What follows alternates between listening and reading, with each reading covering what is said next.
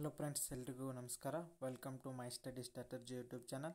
So ಇನ್ನೂ ಯಾರು ನಮ್ಮ ಚಾನಲ್ನ ಸಬ್ಸ್ಕ್ರೈಬ್ ಮಾಡ್ಕೊಂಡಿಲ್ಲ, ದಯವಿಟ್ಟು ಚಾನಲ್ನ ಸಬ್ಸ್ಕ್ರೈಬ್ ಮಾಡ್ಕೊಳ್ಳಿ. ಸೊ ಮೊದಲಿಗೆ ಈ ಲ್ಯಾಂಡ್ ಸರ್ವೆಯಲ್ಲಿ ಎರಡು ಕ್ಯಾಟಗರಿ ಬರುತ್ತೆ. ಒಂದು ಗೌರ್ಮೆಂಟ್ ಸರ್ವೇಯರ್, ಇನ್ನೊಂದು ಲೈಸೆನ್ಸ್ ಸರ್ವೇಯರ್. ಸೊ ಎಲ್ಲ ಅಭ್ಯರ್ಥಿಗಳಿಗೆ ಈ ಗೌರ್ಮೆಂಟ್ ಸರ್ವೇಯರ್ ಮತ್ತು ಲೈಸೆನ್ಸ್ ಸರ್ವೇಯರ್ ಇವು ಎರಡೂಗಳ ಬಗ್ಗೆ ಡಿಫ್ರೆನ್ಸ್ ಗೊತ್ತಿರಬೇಕು. ಮತ್ತು ಸೊ ಈಗ ಕರೆದಿರುವ 364 ಪೋಸ್ಟ್ಗಳು ಏನಿವೆ ಇವೆಲ್ಲ ಗೌರ್ಮೆಂಟ್ ಸರ್ವೇಯರ್ಗಳೇ ಆಗಿರ್ತವೆ. ಸೊ ಬಹಳ ಜನ ಕೇಳ್ತಾ ಇದ್ರಿ, ಇದು ಸರ್ಕಾರಿ ಕೆಲಸನ ಹೌದಾ ಇಲ್ವಾ ಅಂತ. 100% ಇದು ಸರ್ಕಾರಿ ಕೆಲಸನೇ, ಯಾವುದೇ ಡೌಟ್ ಬೇಡ. ಇದು ಕಾಯಂ ನೇಮಕಾತಿನ. ಸೊ ಇದು 100% ಕಾಯಂ ನೇಮಕಾತಿ. ಇದರಲ್ಲಿ ತೆಗೆಯುವಂಥ ಯಾವುದೇ ಪ್ರೋಸೆಸ್ ಇಲ್ಲ. ನೀವು ಒಮ್ಮೆ ಸೆಲೆಕ್ಟ್ ಆದರೆ ಮುಗೀತು. ಸೊ ತಿಂಗಳ ಸಂಬಳ ಇದೆಯಾ? ಸೊ ಇಲ್ಲಿ ತಿಂಗಳ ಸಂಬಳ ಖಂಡಿತವಾಗಿಯೂ ಇದೆ. ತಿಂಗಳ ಸಂಬಳ ಎಷ್ಟಿರ್ಬೋದು ಅಂದರೆ 23,500ದಿಂದ 47,650. ಸೊ ಇದು ಇನ್ ಹ್ಯಾಂಡ್ ಬರುತ್ತೆ. ಸೊ ಇದು ತಿಂಗಳಿಗೆ ಬರುತ್ತೆ. ಸೊ ಇದರಲ್ಲಿ ಮತ್ತೆ ಇವು ಮೆಡಿಕಲ್ ಅಲವೆನ್ಸ್, ಲೀವ್ ಅಲವೆನ್ಸ್ ಹಾಗೂ ಡಿಯರ್ನೆಸ್ ಅಲವೆನ್ಸ್, ಹೌಸ್ ರೆಂಟ್ ಇವೆಲ್ಲ ಆ್ಯಡ್ ಆಗ್ಬೋದು. ಸೊ ಮತ್ತು ಟ್ರೈನಿಂಗ್ನಲ್ಲಿ ಸಂಬಳ ಇದೆಯಾ? ಸೊ ಟ್ರೈನಿಂಗ್ನಲ್ಲಿ ಖಂಡಿತವಾಗಲೂ ಸಂಬಳ ಇದೆ. ಫಸ್ಟ್ ಅದು ಎಷ್ಟು ಇರುತ್ತೆ ಅಂತ ಹೇಳೋಕ್ಕಾಗಲ್ಲ, ಅವರು ಕೊಟ್ಟಿದ್ದ ಮೇಲೆ. ಸರ್ಕಾರಿ ಸೇವಾ ಸೌಲಭ್ಯ ಇದೆಯಾ? ಸರ್ಕಾರಿ ಸೇವಾ ಸೌಲಭ್ಯ ಇದೆ. ಇದರಲ್ಲಿ ಕೆಲಸ ಏನು ಮಾಡೋದು?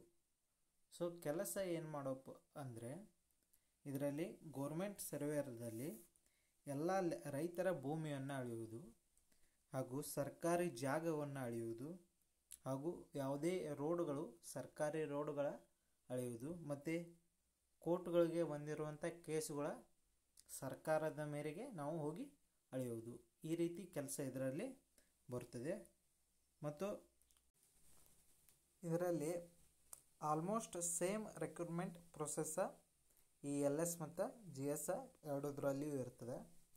ಸೊ ಎರಡೂ ಎಕ್ಸಾಮು ಸೇಮ ಮತ್ತು ಯಾವುದೇ ರೀತಿಯ ಚೇಂಜಸ್ ಇರೋಲ್ಲ. ಮತ್ತು ಟ್ರೈನಿಂಗ್ ಕೊಡೋದು ಎರಡೂ ಸೇಮ. ಬಟ್ ಗೌರ್ಮೆಂಟ್ GS ಒಳಗೆ ಏನಾಗುತ್ತೆ, ಅಲ್ಲಿ ಫಿಕ್ಸ್ಡ್ ಪಗಾರ ಅನ್ನೋದು ಇರ್ತದೆ. ಇಲ್ಲಿ ಲೈಸೆನ್ಸ್ ಸರ್ವೇಯರ್ ಒಳಗೆ ಒಂದು ಫೈಲನ್ನು ನಾವು ಕಂಪ್ಲೀಟ್ ಮಾಡಿದರೆ 800 ರೂಪಾಯಿಗಳನ್ನ ಅವರ ಈ ಮೊದಲ ಕೊಡ್ತಿದ್ರು, ಈಗೂ ಅಷ್ಟೇ ಅದ. ಒಂದು ಫೈಲ್ ಕಂಪ್ಲೀಟ್ ಮಾಡಿದ್ರೆ 800. ಅದೇ ರೀತಿ ಒಂದು ತಿಂಗಳಿನಲ್ಲಿ ಎಷ್ಟು ಕಂಪ್ಲೀಟ್ ಮಾಡ್ತೀವಲ್ಲ ಅಷ್ಟು ಅಮೌಂಟ ಬರ್ತದೆ. ಮತ್ತು ಈ ಗೌರ್ಮೆಂಟ್ದ್ರೊಳಗೆ ಏನಾಗುತ್ತೆ, ಗೌರ್ಮೆಂಟ್ ಸರ್ವೇರ್ ಒಳಗೆ ನೀವು ಫೈಲ್ ಮೂವ್ ಎಲ್ಲ ಮಾಡೋದು ಏನಿರಲ್ಲ. ಅವು ಕಂಪ್ಲೀಟ್ ಆಗಲಿ ಬಿಡಲಿ ನಿಮಗೆ ತಿಂಗಳ ಅಮೌಂಟ್ ಅಂತರೂ ಖಂಡಿತವಾಗಿಯೂ ಬರ್ತದೆ. ಮತ್ತು ಇದರಲ್ಲಿ PUC ಮುಗಿಸಿ ಬಂದವ್ರಿಗೆ 9 ತಿಂಗಳ ಟ್ರೈನಿಂಗ್ ಐತಿ. ಮತ್ತು BE ಇಂಜಿನಿಯರಿಂಗ ಎಲ್ಲ ಮುಗಿಸಿ ಬಂದವ್ರಿಗೆ 6 ತಿಂಗಳ ಟ್ರೈನಿಂಗ್ ಐತಿ. ಸೊ ಕರ್ನಾಟಕದಲ್ಲಿ ಹಲವಾರು ತಂದಲ್ಲಿ ಅಂದರೆ ಒಂದು 7-8 ತಂದಲ್ಲಿ ಈ ಟ್ರೈನಿಂಗ್ ಸೆಂಟರ್ಗಳು ಅದಾವು. ಸೊ ನಾವು ಸೆಲೆಕ್ಟ್ ಆದ ನಂತರ ಟ್ರೈನಿಂಗ್ ಸೆಂಟ್ರ್ ಎಲ್ಲಿ ಕೊಡ್ತಾರೆ ನೋಡಬೇಕು. ಆನಂತರ ಅಲ್ಲಿಗೆ ಹೋಗಿ ಟ್ರೈನಿಂಗನ್ನು ಮುಗಿಸಿ ನಂತರ ನಾವು ಎಕ್ಸಾಮ್ ಒಂದು ಇರ್ತದೆ. ಅಲ್ಲಿ ಥಿಯರಿ ಒಂದು ಎಕ್ಸಾಮ ಮತ್ತು ಪ್ರಾಕ್ಟಿಕಲ್ ಎಕ್ಸಾಮ ಒಂದು ಇರ್ತದೆ. ಸೊ ಥಿಯರಿ ಎಕ್ಸಾಮ್ದಲ್ಲಿ ಬರೆಯೋದು, ಪ್ರಾಕ್ಟಿಕಲ್ ಎಕ್ಸಾಮ್ದಲ್ಲಿ ಅವು ಅಳತೆಗಳನ್ನು ಮಾಡೋದು. ಅಲ್ಲಿ ಆ ರೀತಿ 2 ಎಕ್ಸಾಮ್ಗಳು ನಡೀತಾವೆ. ಸೊ ಅವುಗಳದ್ರಲ್ಲಿ ಪಾಸ್ ಆದರೆ ಮಾತ್ರ ನಾವು ಪೋಸ್ಟಿಗೆ ಅರ್ಹರಂತ ಅವರು ಸರ್ಟಿಫೈಡ್ ಮಾಡ್ತಾರೋ. ಇಲ್ಲ ಅಂದ್ರೆ ಇನ್ನೊಂದು ಚಾನ್ಸ ನಮ್ಗೆ ಕೊಡ್ತಾರೋ. ಸೊ ಇನ್ನೊಂದು ಚಾನ್ಸ್ನಲ್ಲಿ ಪಾಸ್ ಆದರೆ ನಾವು ಜಾಬನ್ನು ಕಂಟಿನ್ಯೂ ಮಾಡ್ಬೋದು. ಇಲ್ಲ ಅಂದ್ರೆ ಫೇಲ್ ಆದರೆ ಏನೈತಿ, ಅವರ ಕರ್ಕೋದಿಲ್ಲ, ಹೊಳ್ಳಿ ಕಳಿಸ್ತಾರೋ. ನಾ ಯೂಟ್ಯೂಬ್ದಾಗ ನೋಡಿದಂಗೆ ಲ್ಯಾಂಡ್ ಸರ್ವೆ ಎಲ್ಲರೂ ಲೈಸೆನ್ಸ್ ಸರ್ವೆ ಬಗ್ಗೆನೇ ಎಲ್ಲರೂ ಇನ್ಫಾರ್ಮೇಷನ್ ಕೊಟ್ಟಾರು. ಲೈಸೆನ್ಸ್ ಸರ್ವೆ ಅಷ್ಟೊಂದು ಚಲೋ ಏನಿಲ್ಲ, ಯಾರೂ ಸೇರಬೇಡ್ರಿ ಅಂತ ಹೇಳ್ಯಾರು.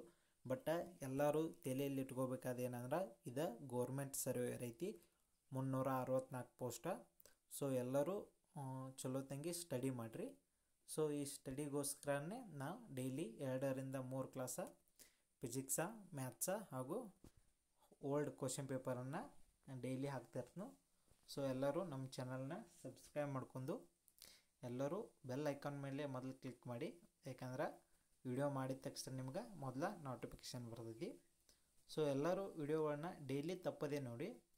ಮತ್ತು ಈ ಎಕ್ಸಾಮ್ ಏನೈತಿ, ಸೊ ಈಗಂತರೂ 21ನೇ ತಾರೀಕಂತರೂ ನಡೆಯೋದಿಲ್ಲ.